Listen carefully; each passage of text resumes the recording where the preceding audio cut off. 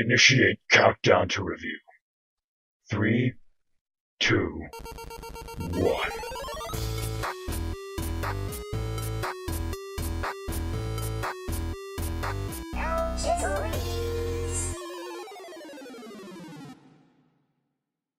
What's up, Bugheads? Welcome back to ElChizzoReviews. Today we are looking at a figure that I bought from the much-loved TJ Omega during one of his eBay sales. This is Robot in Disguise Obsidian. No, not the new art idea. This is when Optimus was a fire truck. So jumping right into vehicle mode, because I don't have time to beat around the bush here, Obsidian is clearly a redeco of, the Beast Machine's Obsidian. He's rocking a desert camo look with this tan base and these brown splotches all over him. He's also sporting a lot of translucent plastic in precarious places, so when you store him, do so carefully. He also has little spots of yellow paint on his missile launchers here. And, that's about it, really, as far as paint goes. Other than that, there's really not too many surprises as far as color goes. Because he's a redeco of Beast Machines, he carries over a gimmick that the Viacons had, and that being an articulated cockpit. We just pop it loose here, it extends out, and now you can see what I'm talking about. It was a little goofy, but every Transformers line past G1 had some kind of gimmick. Now, there's a ball joint hidden between the head, and the collar piece here. It doesn't do a lot for the articulation, except maybe give you a little bit more, that tiny bit that you might be looking for whatever reason. And he also has this bit of a gun on a hinge underneath, I don't know, would you call that the chin? I don't know. His propellers are also articulated. I know, who would have thought that you would need an articulated vehicle mode? But yeah, his propellers are articulated, and they spin quite well. Though on this particular one, the left propeller doesn't spin quite as freely. I don't know what causes that.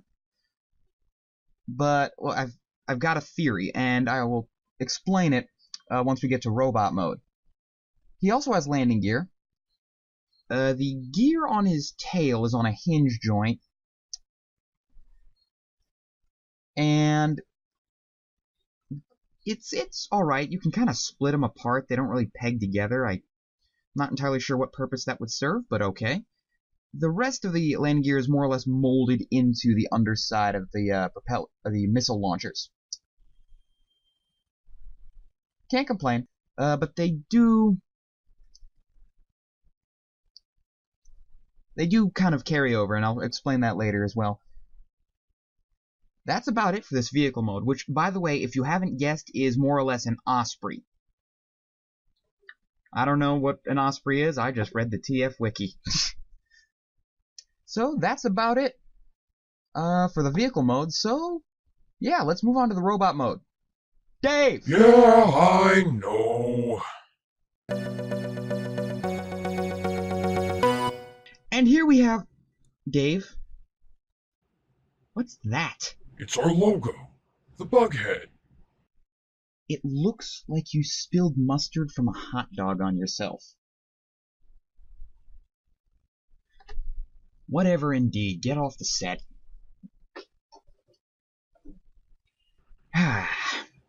Anyway, we now have Obsidian in robot mode. Aside from a little bit of an automorph head reveal, nothing really exciting happens. Now, the only new detail that's actually been revealed, because even then he had a bit of visible head going on in his vehicle mode, the only new detail revealed is this purple spark crystal in back underneath what I can only call the rest of the vehicle mode. The missile launchers become arms, but there's no flip out fingers or hands, So it really does make it feel like he was designed to do nothing but make war.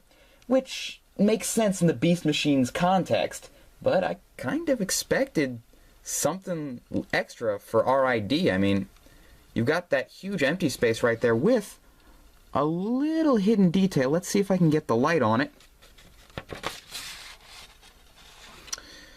No, it's not really impressive detail, but you'll see, like, just vague mechanical detail. The biggest issue I have with his mode is that his propellers are also friction launch missiles. It's already too easy to lose missiles, but don't put the propellers at risk too, because if you lose these, then really neither of his modes look great. Luckily, when they're in their launchers, they're pretty secure. I mean, you really have to, and I'll show you this, you actually really have to push down on this switch to get them going, and that's, again, another worrisome thing, because that's a translucent plastic switch that is not only designed to resist spring pressure, but is designed to be a button. So I don't know how long that's gonna last. I mean, this doesn't really feel like the sturdiest translucent plastic, but as long as we're here, I don't have this part scripted out. I wanted to show you how this essentially works. You've got these thing right here. It's not really a spring. I don't know what I was thinking. It's a tensile pressure, I guess I should say. You've got your claw here, which hooks onto this ball right here. When you insert it, it pushes that translucent switch down. I don't know how long that's going to last. This is probably already warping. But that's about it for that. Moving on to articulation, this guy's head has a ball joint at the top of the neck that he can't really use too well. You know, he can, if I can get it with my big fat fingers out of the way. See, he's got decent range of motion at the top of the neck and a hinge at the bottom, which makes him surprisingly expressive. Like, you can go for the full henchman look where he's got the hunchback going on, or you can make him look slightly more aware. You're like, you know, I don't know what you would call this. He's still a friggin' hunchback, but it actually does look rather nice when he's got his neck up like that. Making it, again, very expressive despite having not much in the way of a face. He has ball-jointed shoulders right here, but they're very restricted. You see, there's a bunch of stuff in the way. You've got his wing here, the underside of the wing here, which is necessary for mounting the ball-jointed propeller mounts. And really, he can't even turn. No bicep swivel or anything, which is something of an unfortunate price for doing this.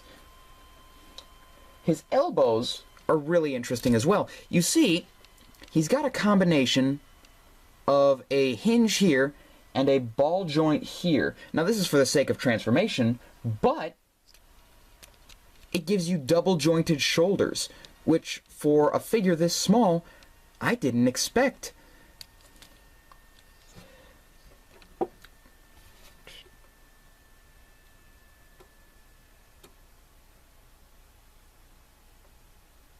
So, yeah, that makes up for the restricted shoulders. But that's about it. Now, as far as a waist joint, he's got nothing. Due to the way his transformation works and the fact that they felt the need to put that spark crystal in there, he really doesn't have much room to swivel. Not that he would either way, because that you want a swivel joint either way, because this is more or less where his torso ends and his legs begin, and you've got the cockpit right here to contend with. So waist joint just simply isn't possible, but they weren't terribly common at the time. I think. I may have to go back and have a look. Anyway, that's about it for Obsidian. So it's time for my final thoughts. I don't think he's for everyone. I like him myself, but I could see his shoulders being an issue for a lot of people. He has a massive backpack, which means he takes up more shelf space than necessary, because this whole section right here just juts out behind him. If you already have the Beast Machines version, then there's probably no need to pick this guy up.